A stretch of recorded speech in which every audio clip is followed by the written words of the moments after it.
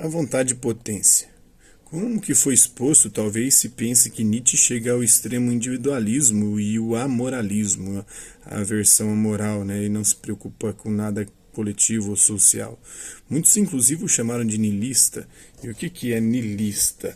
Niilista vem do latim nihil, que quer dizer nada, ou seja, aquele que diz que nada existe ou que nada vale a pena, ou que todas as coisas, na verdade, não passam de pura invenções.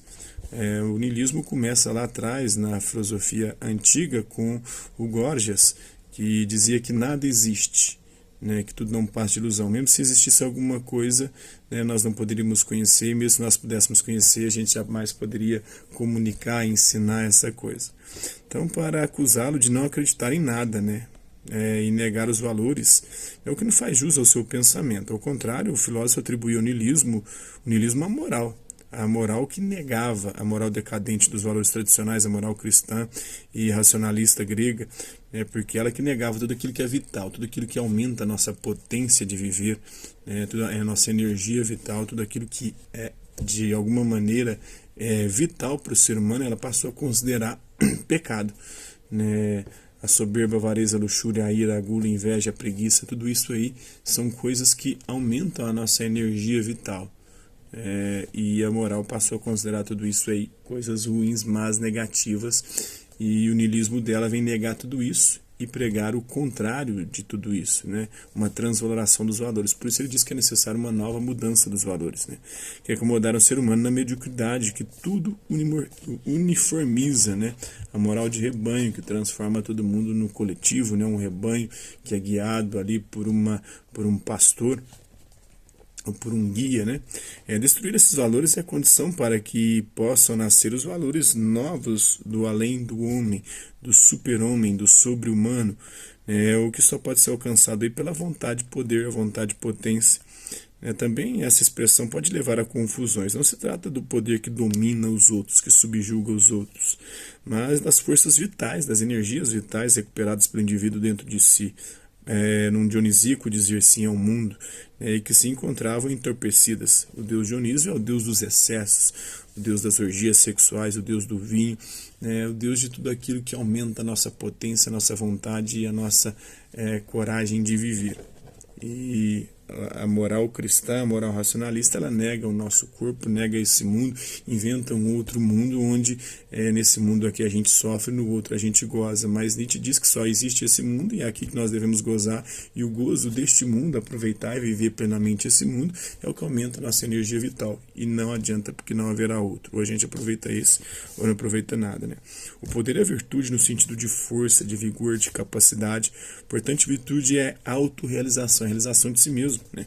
Se essa moral valoriza a individualidade, o faz tanto para si como para os outros também. Valoriza para todo mundo, né? Pois cada um pode ser ele mesmo. Ouse conquistar a si mesmo, ouse ser você mesmo.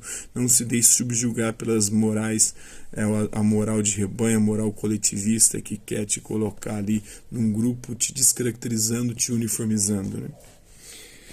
E aí vem o Heidegger com a autenticidade, que é mais ou menos na mesma linha aí, né? Mas antes nós falar do Baco, que é o Dionísio, né? O nome romano do Dionísio, o deus grego do vinho e do êxtase. Nietzsche criou os termos apolíneo, né? Que é a ética da ordem racionalista, que é uma dimensão importante da nossa existência, mas não é a única, né? E o Dionisíaco para opor a Apolo Dionísio, né? O primeiro é o deus da racionalidade, da ordem, da harmonia, ao passo que o Dionísio representa o excesso, a inspiração, a exaltação de vida, e é preciso ter um caos dentro de si, é preciso ter um Dionísio para fazer brilhar uma estrela, uma ideia brilhante. Então, o brilhantismo ele não vem da racionalidade, a racionalidade só reproduz, a racionalidade ela só uniformiza as coisas, a racionalidade ela só faz com que todo mundo se torne a mesma coisa, né? Só reproduz o que já existe. Já a criatividade, a inventividade, a novidade, ela vem do Dionísio, vem do excesso, vem justamente do vinho, do êxtase, do gozo, do prazer, das orgias, né? E o Heidegger vai falar da autenticidade. No século XIX, diversos filósofos eles voltaram-se para temas que questionavam o racionalismo excessivo da tradição filosófica. O filósofo dinamarquês, o Søren Kierkegaard, ele viveu entre 1813 e 1855. Foi o primeiro a descrever a angústia como uma experiência fundamental do ser livre ao se colocar em uma situação de escolha. Então, a angústia é o que? O sentimento que precede uma escolha. Sempre que a gente tem que fazer uma escolha, surge a angústia, né, que é um sofrimento antecipado daquilo que a gente vai escolher. Se a gente pudéssemos escolher tudo, seria o ideal, seria perfeito, mas nem sempre é possível escolher tudo, a gente tem que fazer escolhas. Quando a gente faz escolhas, a gente renuncia, a renúncia, né? Então, essa renúncia acaba implicando aí no medo de você se arrepender da escolha que fez. Então, essa situação, né, a angústia, a experiência. Mais tarde, no século seguinte, os existencialistas continuaram o caminho por ele aberto, né, por Kierkegaard, buscando compreender a singularidade da escolha livre. Não podemos enquadrar o Martin Heidegger, que viveu de 1889 a 1976, entre os filósofos existencialistas. Inclusive, ele não gostava dessa nomenclatura. Ele próprio recusou essa filiação, argumentando que na sua filosofia as reflexões acerca da existência não tratam propriamente da existência pessoal, mas são apenas introdutórias à análise do problema do ser. Não resta dúvida, porém, de que ele inspirou o pensamento dos existencialistas, né? Ele vai na linha da fenomenologia, vai analisar o ser através da fenomenologia de Russell, e nessa análise ele vai acabar desenvolvendo uma espécie de existencialismo, porque ele pensa a existência humana, mas ele rejeita essa nomenclatura. O Heidegger foi discípulo de Russell, o principal representante da corrente da fenomenológica. O postulado básico da fenomenologia é a noção de intencionalidade, né? Todos nós temos intencionalidade, ou seja, nós tendemos para algo. A nossa consciência tende para as coisas, tende para algo. Segundo a cota da consciência intencional, por sempre tender a algo, por visar a algo fora de si mesma. Né? Esse conceito ele permite uma nova concepção da relação entre a consciência e o mundo, né? Entre o sujeito e o objeto. Né? E o fenômeno é tudo aquilo que se apresenta para a nossa consciência ou para o qual a nossa consciência tende e daquilo capta as características. E essa é a ciência da fenomenologia, o estudo daquilo para o qual a nossa consciência tende. Né? Não é um objeto em si, já que o objeto é sempre objeto para um sujeito, que lhe dá o significado. Não há sujeito separado do mundo. Depois o Merleau-Ponty também vai dizer isso, né? Não há uma consciência separada do corpo. O corpo é a consciência, porque é com o corpo que nós tomamos consciência e contato com o mundo, com os fenômenos. O nosso corpo tende para as coisas. Então, o ser aí, na obra Ser e Tempo, Heidegger segue o método fenomenológico para discutir e elaborar uma teoria do ser, uma ontologia, né? Assim, ele parte da análise do ser, que ele denomina Dasein, do ser aí, quando se trata do ser humano. Essa expressão alemã significa o ser aí, isto é, um ser no mundo, um ser que foi jogado aqui no mundo, sem pedir para nascer, não escolheu estar aqui, mas de repente está. E depois de estar aqui começa a tender para as coisas, né? A consciência dele tendendo para o mundo. Porque o ser humano não constitui uma consciência separada do mundo. Ser é estourar, é eclodir no mundo, né? É estar no mundo. O Dasein, como ser aí, é um ser lançado no mundo, mas o ser humano não se reduz a uma coisa. Ele tem consciência, né, do mundo. Por isso ele distingue-se da existência humana, ele distingue-se na existência humana dois aspectos inseparáveis, né? A faticidade, que é o fato estar aqui, e a transcendência, de transcender a realidade, o fato, né, o mundo dado. A faticidade é o conjunto das determinações humanas, né? Encontramos no mundo possuindo um corpo com determinadas características psicológicas, nós não escolhemos esse corpo, de repente nós nos vimos nele, né? Pertencemos a uma família que também não escolhemos, a um grupo social que também não escolhemos, estamos situados em um tempo e espaço que não escolhemos.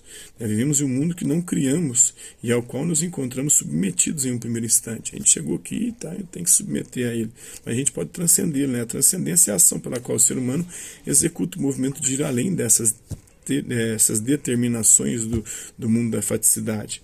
Não para negá-las, né, mas para lhes dar sentido, para orientar suas ações nas mais diversas direções e para transcendê-las, ir além delas. Né? A transcendência é a dimensão da liberdade humana. Né? Faticidade vem do latim factum, que é fato, né? O mundo dos fatos. Ou seja, aquele mundo que não tem como a gente mudar, quem chegou aqui já estava aqui. Né? A temporalidade, apenas o Dasein é um ser no tempo, só o ser humano é um ser no tempo, um ser que tem consciência da sua historicidade, da sua finitude, da sua temporalidade. De fato, o ser aí é um ser como possibilidade, como projeto. Existir é construir um projeto. né? Por isso o existencialismo, o que o introduz na temporalidade, no tempo.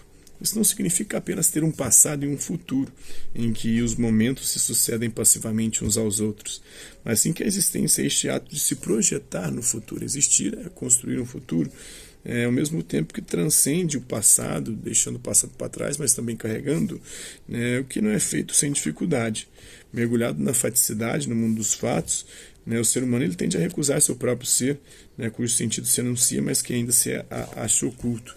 A angústia decorre da tensão entre o que o indivíduo é e o que poderia ou que ele poderá vir a ser, né, como dono do seu próprio destino. Portanto, a angústia retira o indivíduo do cotidiano e reconduz ao encontro de si mesmo. Então, quando nós chegamos aqui no mundo, nós somos pressionados desde o momento que a gente nasceu a viver uma existência inautêntica, ou seja, viver o projeto que os outros fazem pra gente. O projeto que a nossa família fez pra gente, o projeto que a escola fez pra gente, o projeto que o nosso patrão fez pra gente, o projeto que a esposa, a namorada, o relacionamento fez pra gente. Então, quando a gente percebe, a gente não está sendo a gente mesmo, a gente se tornou quem os outros queriam que nós fôssemos. E isso gera angústia em nós, porque a gente se percebe como ser finito, ser temporal, ser para a morte, o ser que vai morrer, né? E vamos morrer sem ser quem a gente é, vamos morrer sendo o que os outros queriam que nós fôssemos. Então é aí que ele fala da autenticidade da vida. A autenticidade ou a inautenticidade da vida decorre do sentido que o ser humano imprime à sua ação. A pessoa inautêntica é que se degrada vivendo de acordo com as verdades e normas dadas pelos outros, né? A despersonalização a faz mergulhar no anonimato, vira um anônimo, né? Que anula qualquer originalidade, anula a si mesmo para ser o que os outros querem que você seja.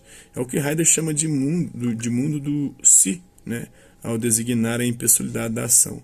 Come-se, bebe-se, vive-se como todos comem, bebem e vivem, né? Reproduzindo o que todo mundo faz.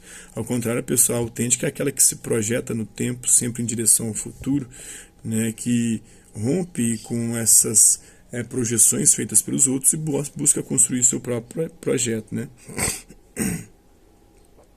A existência é o lançar-se contínuas possibilidades sempre renovadas. Entre as possibilidades, vislumbra-se uma delas privilegiada e inexorável, que é a morte, né? Nós somos, né, um ser para a morte. O ser aí é um ser para a morte. É a consciência da própria morte que possibilita o olhar crítico sobre a existência, né? Ao contrário, é uma característica da inautenticidade, né, abordar a morte como a morte na terceira pessoa, a morte dos outros, não a minha morte, né, não a minha possibilidade, ou seja, a morte dos outros, evitando tematizar a própria finitude e, portanto, sem questionar a sua própria existência, sem se angustiar com o fato de não ser você mesmo, de ser o que os outros queriam que você fosse, né. A multidão sempre lembra a massa informe, né, as mesmas roupas, a mesma pressa, as mesmas ideias nos rostos sem identidade. Isso nos faz lembrar a advertência do Heidegger, né, sobre o mundo do si. Será que você tem vivido no mundo do si? Comido, bebido, vivendo sem ter consciências e vivendo como os outros queriam que você vivesse, não como você projetou para si mesmo viver, comer, né, beber e, né, transcender? Então é isso aí, isso é um pouco desses filósofos. Espero que vocês tenham gostado do vídeo. Quem curtiu, dá um like, quem não curtiu, dá um dislike. Hasta la vista, babies. Até a próxima.